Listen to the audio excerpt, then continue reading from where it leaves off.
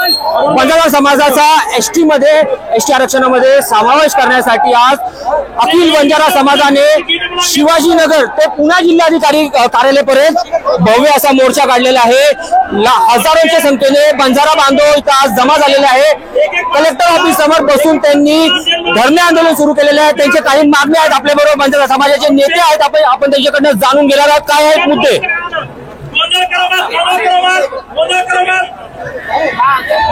हजारोंच्या संख्येने मोर्चा काढण्यात आलेला बंजारा भावांची काय प्रमुख मागणी आहेत? आज या पुणे जिल्ह्यामध्ये पुणे शहराच्या वतीने आमची मागणी जी आता आज मराठा समाज हैदराबाद गॅजेट लागू झालं त्याच धर्तीवर बंजारा समाजाला देखील हैदराबाद गॅजेट लागू व्हायला पाहिजे आणि आदिवासीच्या सवलती मिळायला पाहिजे, आदिवासीचं आरक्षण मिळायला पाहिजे।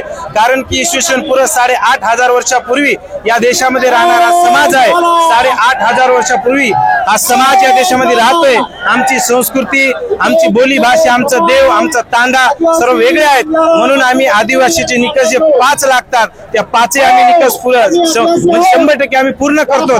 त्याच्यासाठी पूर्ण महाराष्ट्रामध्ये वेगवेगळ्या ठिकाणी आमचे आंदोलन चालू आहेत। कालच जालना जिल्ह्यामध्ये मोर्चा झाला, जवळपास 3 लाख लोक तिथं देखील होते। नंतर बीडमध्ये बी झालं। पूर्ण महाराष्ट्रामध्ये हे आंदोलन मोर्चे चालूच राहणार जोपर्यंत आमच्या बंजारा समाजाला एसटी आरक्षण मिळणार नाही, हैदराबाद गॅजेट लागू होणार नाही तोपर्यंत आम्ही अशी आंदोलने, मोर्चे, उपोषणे चालू राहणार। आणि या महाराष्ट्र सरकारला आणि या महाराष्ट्राचे मुख्यमंत्री देवेंद्र फडणवीस साहेबांना विनंती करतोय, जेव्हा तुम्ही पवरा देवीला नंगारा भवनाच्या उद्घाटन प्रसंगी आला होता तेव्हा तुम्ही बोललात की एक बोली, एक भाषा, एक देव असणारा हा गोर बंजारा समाज आहे आणि हा समाज 100% आदिवासी आरक्षणासाठी पात्र आहे। जेव्हा मुख्यमंत्री साहेब तिथं बोलतात त्याचा अर्थ असे की त्यांना बी माहिती आहे 100% हा बंजारा समाज आदिवासीच्या आरक्षणामध्ये बसू शकतो।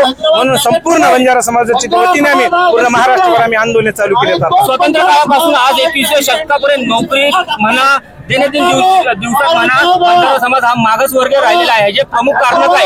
याचे प्रमुख कारण जी इतरची उच्चवर्णीय लोक आहेत। कारण की आमचा समाज ऑलरेडी मागासलेला, आमची कोणी मागणी कोणी मागण्या मानण्याचा प्रयत्न केला नाही। आमचे धर्मगुरू संत रामराव महाराज यांना कधी कधी मोर्चा काढले, कधी कधी प्रश्न देखील मांडले, पण आमचा समाज हा गरीब असल्यामुळे आमच्या समाजाचं कोणीही दखल घेतलं नाही। काय प्रमुख 3 कारण काय राहिलेली आहेत मागासवर्ग राहण्याची समाजाला? प्रमुख 3 कारण आहेत की आमचं आजपर्यंत कोणी प्रतिनिधी म्हणून एवढं ठोस भूमिकेमध्ये आलं नाही अनायक वसंतराव नाईक साहेबांनंतर। आणि मग आता कुठेतरी आता ही लढाई प्रतिनिधी नसल्यामुळं आता ही समाजानं ही लढाई हातात घेतली। हैदराबाद गॅजेट मध्ये नोंद आहे का समाजाची? हो 100%। पान नंबर 24 उघडून बघा। आणि हैदराबाद गॅजेटच नाही, 1931चा जो म्हणजे इंग्रजांचा जो जनगणना आहे त्या जनगणनेमध्ये सुद्धा आम्ही आदिवासी म्हणून आहोत। सीपीपीआर जे मध्य प्रदेशमध्ये आहे याच्यामध्ये सुद्धा आम्ही आदिवासी आहोत। आणि काही राज्यामध्ये आम्ही ऑलरेडी एसटी मध्ये आहोत। हा सगळ्यात मोठा पुरावा आहे। मागासवर्ग राहण्याचं काय कारण आहे? 21व्या शतकात मागासवर्गीय राहण्याचे कारण आहेत किंवा आमचा लोकसभेमध्ये एवढा स्ट्रॉंग कोणी प्रतिनिधी नाहीये, आमचे खासदार नाहीयेत, आमचे आमदार कमी आहेत। आणि मग ह्या गोष्टी असल्यामुळे आमचा कुठेतरी शासन प्रशासनाच्या पाठीमागे लागण्याचा जो रेटा आहे तो कमी पडला आजपर्यंत।